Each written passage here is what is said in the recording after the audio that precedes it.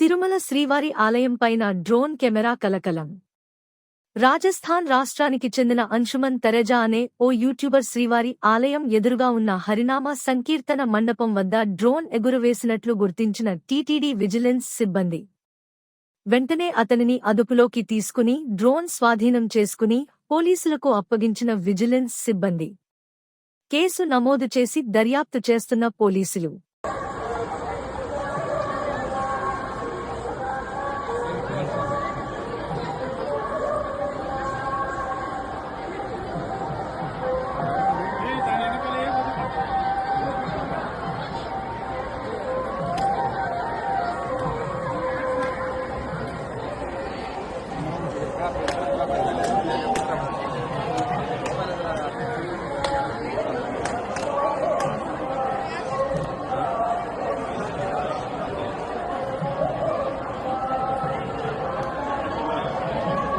ఎంత ఉంటుంది